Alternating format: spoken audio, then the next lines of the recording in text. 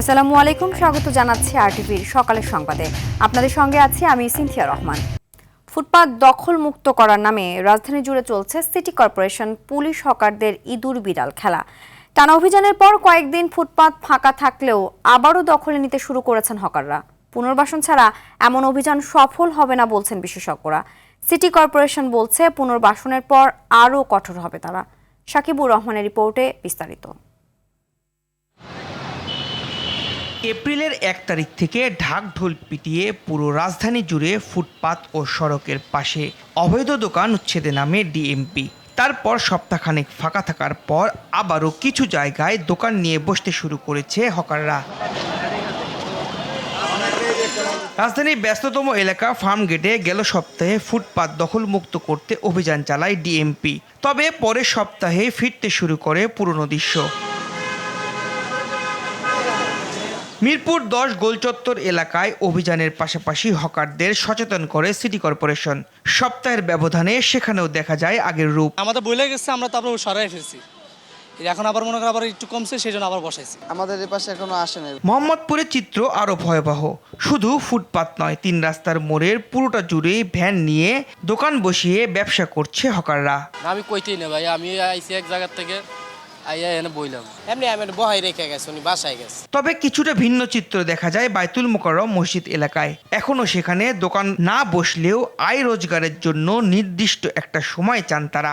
আমরাও চাই ফুটপাত থাকুক না, কিন্তু আমাদের একটা কর্মসংস্থানের ব্যবস্থা হোক। আর একটা ব্যবস্থা করে দেওয়া, যাতে ভালো জায়গায় ব্যবসা করতে পারে, পরিবেশ করে দেওয়া আর কি। ঢাকা উত্তর সিটি কর্পোরেশনের প্রশাসক বলছেন হকারদের জন্য নির্দিষ্ট জায়গা খুঁজছেন তারা।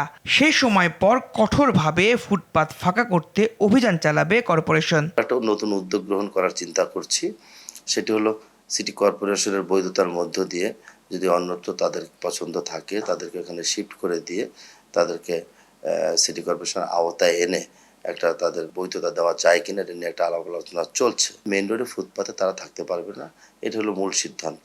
নগরবিদরা বলছেন আগে হকারদের তালিকা ও জায়গা নির্ধারণ করতে হবে, এরপর অভিযান চালালে সফলতা আসবে। যারা ফুটপাত দখল করে চাঁদাবাজি করে তাদেরকে আমরা চিহ্নিত করেছি। হকার যদি চিহ্নিত করা যায়, উচ্ছেদ করা যায়, তাহলে সেই দখলদারদের চিহ্নিত কেন করেন না?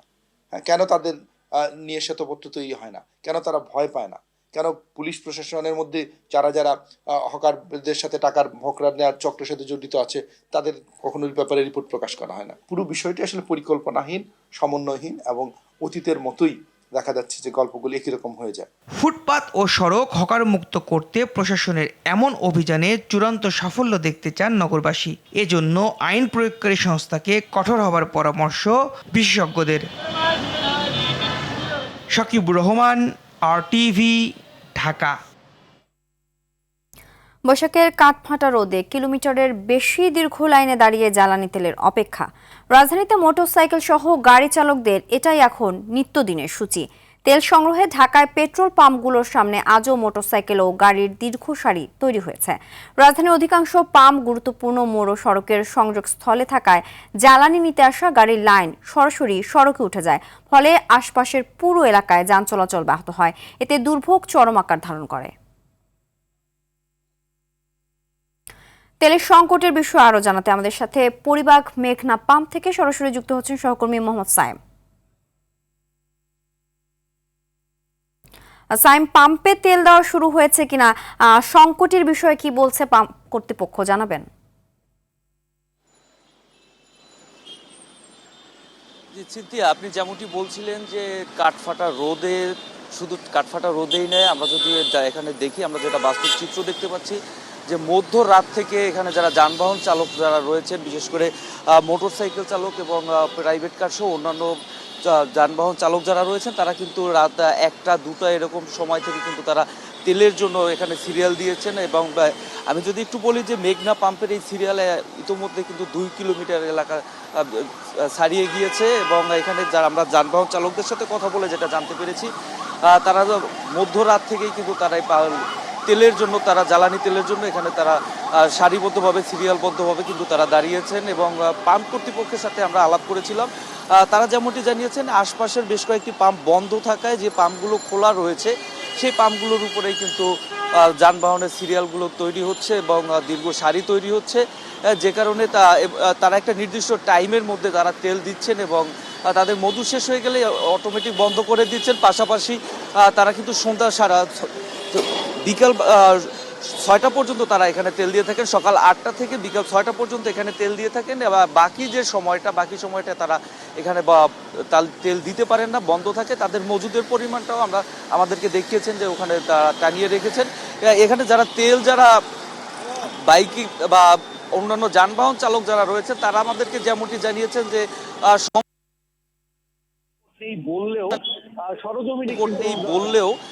সরজমিনে কিন্তু যারা যানবাহন চালক রয়েছে তারা কিন্তু জ্বালানি তেল পাচ্ছেন না।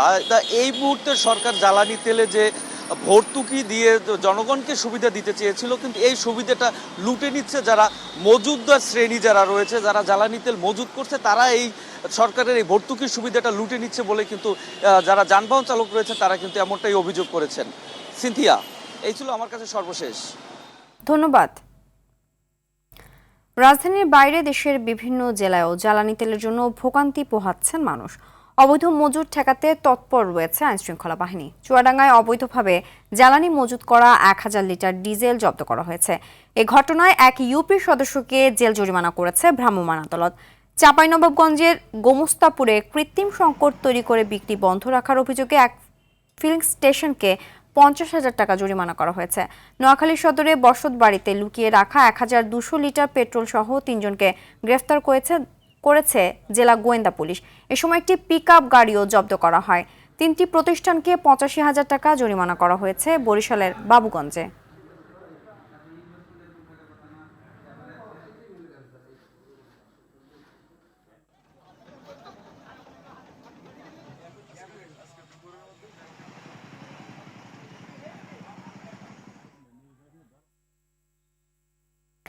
এই বিষয়ে আরো জানাতে চট্টগ্রাম থেকে সরাসরি যোগ দিচ্ছেন সহকর্মী সাইফুল মাহমুদ। সাইফুল, ব্যস্ততম নগরী চট্টগ্রামে তেল সংকট নিয়ে বিস্তারিত জানাবেন। সেখানে অবৈধ মজুত ঠেকাতে আইনশৃঙ্খলা বাহিনীর তৎপরতা কেমন দেখছেন? জি সিনথিয়া, আসলে যেমনটি বলেছেন, সারা বিশ্বের মতো কিন্তু আসলে বাংলাদেশের যে তেলের সংকট দেখা দিয়েছে তার প্রভাব কিন্তু আসলে চট্টগ্রামেও পড়েছে। আমি যদি বলে থাকি, আসলে যারা এখানে আজকে তেল নিতে এসেছেন তারা কিন্তু ভোর 5টা থেকে এখানে কিন্তু লাইনে দাঁড়িয়েছেন। বিশেষ করে যারা বাইকার তারা কিন্তু 5টা থেকে দাঁড়িয়েছেন, এবং যারা কার কিংবা অন্যান্য গাড়ি রয়েছে তারা কিন্তু অনেকেই 3টা থেকে দাঁড়িয়ে আছেন বলে তারা আমাদেরকে জানিয়েছেন। তবে এই কিছুক্ষণ আগে এখানে 3 ভাউচার তেল এসেছে, তার মধ্যে 18,000 অকটেন এবং 9,000 লিটার ডিজেল এসেছে। তবে এই পাম্পটির চাহিদা থাকে প্রতি দিনে কিন্তু 36,000 লিটার। তবে তারা সেই অনুপাতে পায়নি। তারা বললো আসলে তাদের চাহিদার মতো যদি তাদেরকে দিতে পারতো তাহলে কিন্তু তারা গ্রাহকদেরকে আরও বেশি সুবিধা দিতে পারতো। তবে এই আশেপাশের অনেকগুলো পাম্প বন্ধ, যার কারণে সবাই এখানে ভিড় করে প্রতিদিন। সেই অনুযায়ী আজকে কিন্তু আসলে প্রচুর লম্বা লাইন, প্রায় 1 থেকে 1.5 কিলোমিটার এই লাইনটা এখনও অবস্থান করছে। আমরা আসলে যদি বলে থাকি, এখানের বিশেষ করে বাসাবাড়ি এবং অফিস আদালতে কিন্তু রয়েছে প্রচুর ডিজেলের চাহিদা, কিন্তু আসলে যেহেতু ডিজেলের সেই অনুপাতে দিতে পারতেছে না, সেই জন্য কিন্তু আসলে শিল্পের উৎপাদনে কিন্তু ব্যাহত হচ্ছে বলে বিজিএমের পক্ষ থেকে জানিয়েছেন। যেহেতু আসলে এই মুহূর্তে করা লোডশেডিং জেনারেটর চালাতে হচ্ছে, এই জেনারেটর ঠিক মতো চালাতে গিয়ে কিন্তু তাদেরকে ডিজেলের প্রয়োজন হয়। আর ডিজেল ঠিক মতো যখন পাচ্ছে না তাদেরকে কিন্তু আসলে এই যে উৎপাদনে ব্যাহত হচ্ছে। তবে চট্টগ্রামে কিন্তু অবৈধ মজুতদারের বিরুদ্ধে কিন্তু প্রতিনিয়তই অভিযান পরিচালিত হচ্ছে। এরপরও কোথাও না কোথাও কিন্তু অভিযানে কিন্তু কাউকে না কাউকে জরিমানা করা হচ্ছে এবং একই সাথে জ্বালানি উদ্ধার করা হচ্ছে। তবে সবকিছু মিলিয়ে কিন্তু আসলে চট্টগ্রামে কিন্তু এটার অবস্থা কিন্তু এখন খুবই ভয়াবহ দিকে। কবে নাগাদ আসলে এখান থেকে মুক্তি পাবে এটা কিন্তু কেউ বলতে পারতেছে না। তবে যারা সাধারণ গ্রাহক রয়েছেন তাদের একটাই দাবি, এটা খুব দ্রুত সময়ের মধ্যে যদি আসলে একটা সমস্যার সমাধান করা যায় তাহলে কিন্তু খুবই ভালো হবে। আরেকটা বিষয় জানি কি, সেটা হচ্ছে যে চট্টগ্রাম বন্দরে কিন্তু প্রতিনিয়তই কিন্তু আসলে কোনো না কোনো জাহাজ জ্বালানি তেল নিয়ে আসছে। গতকাল 2টি জাহাজ জ্বালানি তেল নিয়ে এসেছে। এরপরও আসলে তেলের কেন সংকট এটা কিন্তু আসলে এখনো পর্যন্ত কেউ বলতে পারতেছে না। তবে সবার প্রত্যাশা খুব দ্রুত সময়ের মধ্যে যাতে এটার সমাধান হয়। কিন্তু এই ছিল আমার কাছে সর্বশেষ সংবাদ। ধন্যবাদ। রাজধানীতে বিশেষায়িত হাসপাতালের পাশাপাশি ব্যাঙের ছাতার মতো গড়ে উঠেছে বেসরকারি হাসপাতাল ও ক্লিনিক। এসব হাসপাতালে অপারেশন সহ রোগ নির্ণয়ের পরীক্ষা নিরীক্ষা চালু থাকলেও নেই নিজস্ব কোনো চিকিৎসক। আবার সমাজসেবার নিবন্ধন নিয়ে বাসাবাড়িতে চলছে সিজারিয়ান অপারেশন। চিকিৎসা সেবার নামে এসব প্রতারণা নিয়ে নাজমুল হাসান সাইমনের ক্যামেরায় মোহাম্মদ সাইমের ধারাবাহিকের আজ থাকছে পঞ্চম পর্ব। মিরপুর 11-এর স্বপ্ন জেনারেল হাসপাতাল। মাত্র 3 জন সেবিকা ও 1 জন মেডিকেল শিক্ষার্থীকে দিয়ে চলছে পূর্ণাঙ্গ হাসপাতালের কার্যক্রম। ওনার কাছে আবার যাই, আজকে জয়েন করছেন কিনা আপনি একটু বলেন, জয়েন করছেন কবে? আমাদের রপ্তানি আপনি একটু বলতে হবে জয়েন করছেন। হ্যাঁ, আপনি কবে জয়েন করছেন? আমি মোটামুটি 1 বছরের মতো এখানে আছি ভাইয়া। অথচ এই শিক্ষার্থীকেই ডাক্তার হিসেবে পরিচয় দিয়ে চালিয়ে দিতে চাইলেও সপক্ষে কোনো ধরনের প্রমাণ দেখাতে পারেনি হাসপাতাল কর্তৃপক্ষ। ওই মার্কস মেডিকেল থেকে পাস করছে, ওই মার্কস মেডিকেলের কাগজপত্র আপনাকে শো করছে, সেটা অবশ্যই আপনি মার্কস মেডিকেলে যোগাযোগ করতে পারেন, খবর নিতে পারেন। ওইটা যে মেডিকেলের কাগজ শো করছে, ওখানে একটা সাময়িক সনদ দেওয়া হয়েছে। এর থেকেও ভয়াবহ অবস্থা মিরপুর দারুসালাম থানার পাশে। সরু এই গলি ধরে গোলারটেক এলাকার এই আবাসিক ভবনেই করা হয় সিজারিয়ান অপারেশন সহ নানা জটিল রোগের চিকিৎসা। রয়েছে অপারেশন থিয়েটারও। 4টা বেড আছে। এটা হলো যে শুধু ডেলিভারি যদি হয়, নর্মাল ডেলিভারি হয়, ওইটা আমরা করি। স্থানীয়দের অভিযোগ, দালালের মাধ্যমে নিম্নবিত্ত নারীদের টার্গেট করে নিয়ে আসা হয় এই বাড়িতে। রোগী এলেই আসেন ডাক্তার। যে অপারেশন করে একজন ডাক্তার আসে, উনি কোন জায়গায় বসে, ওখান থেকে আসে, রোগী আইলেই খবর পা, উনি এই জায়গায় অপারেশন করে আবার চলে যায়। তাদের সাথে একটা বাজেট আছে, ওনারা কত দিব, ওনারা কত করে নিয়ে আসবে, ওই জায়গায় আবার এরা কন্ট্যাক্ট হয়, ওই একটা পার্সেন্টেজ আছে হিসাবে ওরা পা। স্বাস্থ্য অধিদপ্তর বলছে, হাসপাতাল পরিচালনায় মানতে হবে সরকারি নির্দেশনা। যে কোনো হাসপাতাল এবং ডায়াগনস্টিক হলেই থাকতে হবে, সেটা যে বিভাগেরই হোক। একটা সাধারণ হাসপাতাল হলেই বিধি অনুযায়ী তাদের একজন প্যাথোলজিস্ট বা ল্যাব কনসালটেন্ট, একজন রেডিওলজি কনসালটেন্ট থাকতে হবে। স্বাস্থ্য অধিদপ্তরের অসাধুতায় চিকিৎসার নামে রোগীদের সাথে প্রতারণার ব্যবসা চালিয়ে যাচ্ছে একদল প্রতারক। প্রতি বছর নিবন্ধন নবায়ন করে এদের প্রশ্রয় দেওয়ার অভিযোগ খোদ স্বাস্থ্য অধিদপ্তরের দিকেই। মোহাম্মদ সায়েম, RTV, ঢাকা। দেশে হামের প্রকোপ বাড়ছে উদ্বেগজনক হারে। গত 1 মাসে প্রায় 200 শিশুর মৃত্যু জনমনে বাড়িয়েছে উৎকণ্ঠা। প্রতিদিনই হাম ও হামের উপসর্গ নিয়ে শিশু মৃত্যুর খবর আসছে বিভিন্ন জেলা থেকে। সরকার টিকাদান কর্মসূচি শুরু করলেও তা এখনও সীমিত পরিসরে থাকায় অনেক শিশু রয়ে গেছে ঝুঁকির মধ্যে। এছাড়া জেলা পর্যায়ে সুচিকিৎসার ব্যবস্থা না থাকায় স্বজনদের ছুটতে হচ্ছে ঢাকায়। স্বাস্থ্য অধিদপ্তরের তথ্য অনুযায়ী গত 15 মার্চ থেকে 15 এপ্রিল পর্যন্ত 1 মাসে নিশ্চিত হাম ও সন্দেহজনক উপসর্গ মিলিয়ে 198 জনের মৃত্যু হয়েছে। এর মধ্যে সন্দেহজনক 166 জন এবং নিশ্চিত হামে মারা গেছে 32 জন। এ সময়ের মধ্যে হামের উপসর্গ নিয়ে ভর্তি হয়েছে 12,318 শিশু।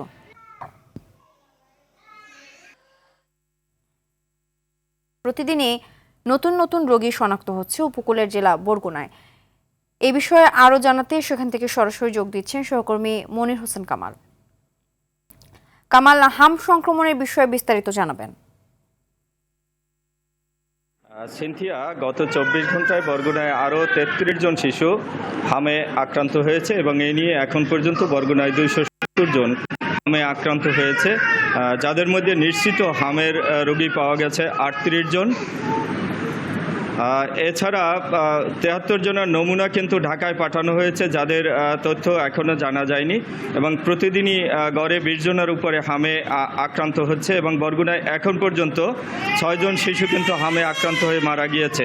আমরা হাসপাতালের তথ্য অনুযায়ী জেনেছি যে এই মুহূর্তে বরগুনা জেনারেল হাসপাতালে 33 জন হামের রোগী ভর্তি রয়েছে এবং এর বাইরেও আমাদের বাইরে যে উপজেলা স্বাস্থ্যকেন্দ্রগুলো রয়েছে, বিশেষ করে আমতলী, পাথরঘাটা, প্রতিটি উপজেলা স্বাস্থ্যকেন্দ্রে কিন্তু 7 জন 8 জন করে রোগী ভর্তি রয়েছে এবং এখান থেকে যাদের অবস্থা খারাপ হচ্ছে তাদেরকে কিন্তু আবার বরিশালে রেফার করা হচ্ছে।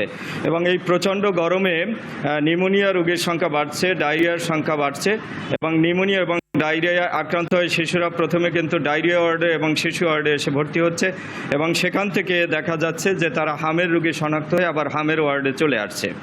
তো এ ব্যাপারে আমাদের জেলা সিভিল সার্জন আমাদেরকে জানিয়েছেন যে আসলে হাম থেকে রক্ষা পেতে হলে আমাদেরকে স্বাস্থ্যবিধি অবশ্যই মানতে হবে এবং স্বাস্থ্যবিধি না মানতে পারলে আমাদের হামের আক্রান্তের সংখ্যা কিন্তু আরও বেড়ে যাওয়ার সম্ভাবনা রয়েছে।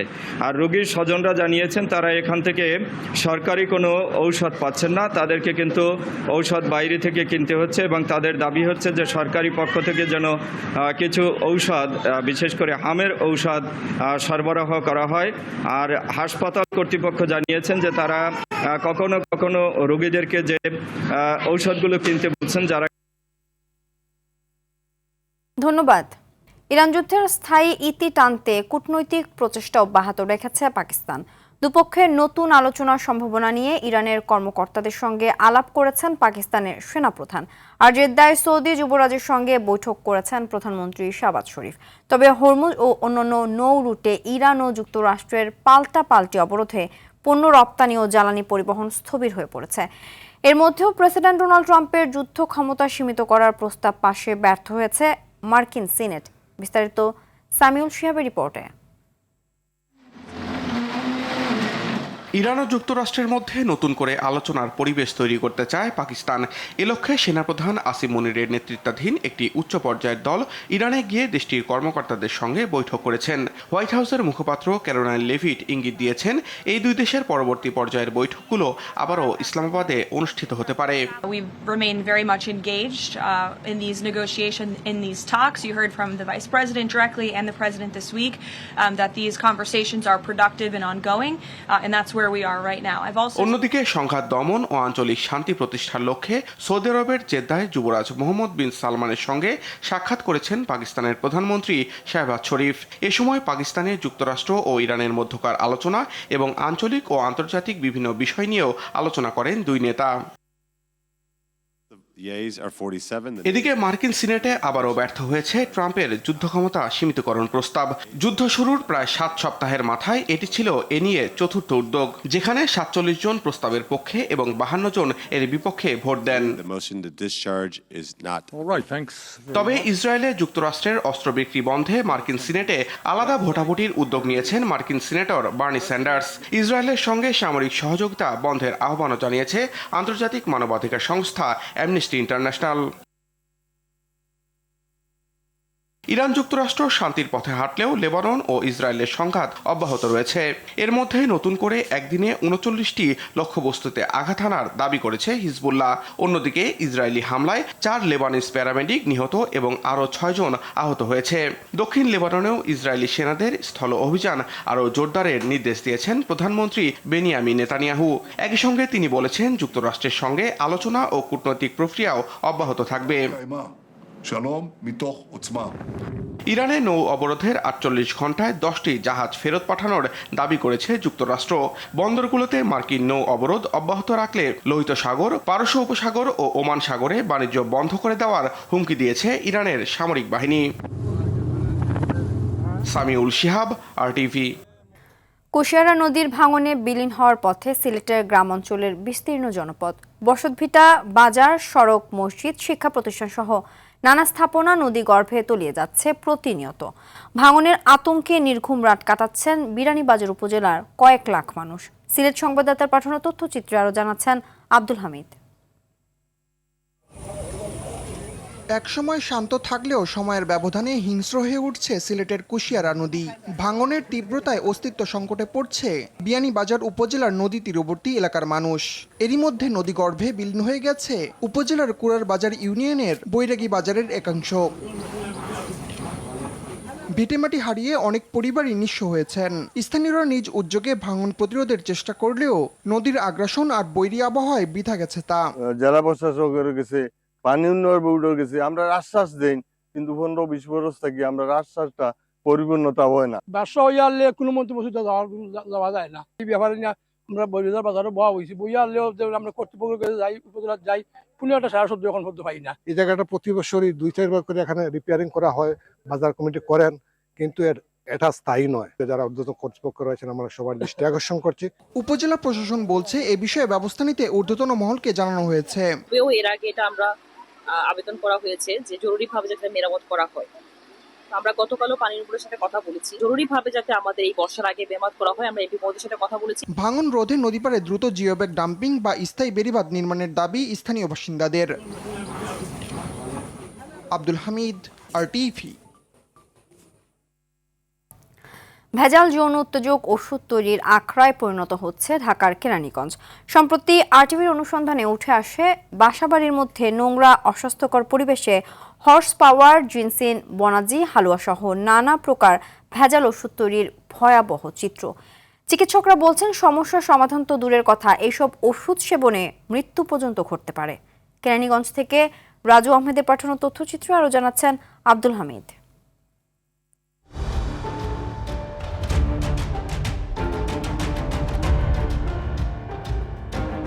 মানহীন আর স্বাস্থ্যের জন্য মারাত্মক ক্ষতিকর যৌন উত্তেজক ওষুধ তৈরির এই কর্মযজ্ঞ চলছে ঢাকার কেরানীগঞ্জে। অস্বাস্থ্যকর পরিবেশে হর্স পাওয়ার শরবত, জিনসিন, বনাজি, হালুয়া সহ বিভিন্ন নামের এসব ভেজাল ওষুধ তৈরি হয় গরুর খাবার, চিটাগুড়, আটা, চিনি, কৃত্রিম রং আর ক্ষতিকর কেমিক্যালের সংমিশ্রণে।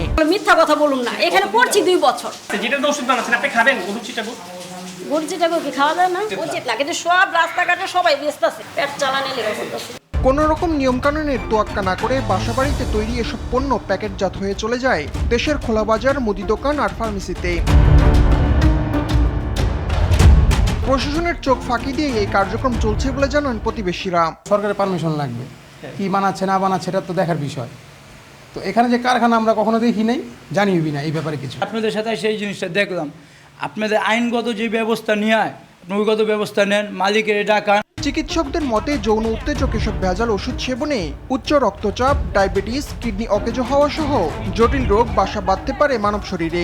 বাজারে হালুয়া নামের যৌন উত্তেজক প্রোডাক্টগুলো যদি সেবন করে থাকেন, তার শারীরিকভাবে মারাত্মক ঝুঁকির মধ্যে পড়বে। এর মধ্যে কিডনিতেই তার বড় ধরনের একটা ইফেক্ট দেখা দিবে। কারখানাগুলোর বিরুদ্ধে ব্যবস্থা নেওয়ার কথা জানান উপজেলা নির্বাহী কর্মকর্তা। এখানে বিএসটিআই সহ যে সংশ্লিষ্ট যে ডিপার্টমেন্ট আছে, সেই ডিপার্টমেন্টের কোনো ধরনের যদি বৈধতা না থাকে তাহলে অবশ্যই আমরা এর বিরুদ্ধে ব্যবস্থা নেব। জনস্বাস্থ্য সুরক্ষায় ভেজাল ওষুধ তৈরির কারখানার বিরুদ্ধে অভিযান পরিচালনা, বিক্রি ও বিপণনে নিষেধাজ্ঞা সহ এসব পণ্য ক্রয়ে জনসচেতনতা বৃদ্ধির দাবি সংশ্লিষ্টদের। আব্দুল হামিদ, আরটিভি। সকালে সংবাদ এ পর্যন্ত। মধ্যাহ্নের সংবাদ দুপুর 12টায় দেখার আমন্ত্রণ রইল। ধন্যবাদ সবাইকে।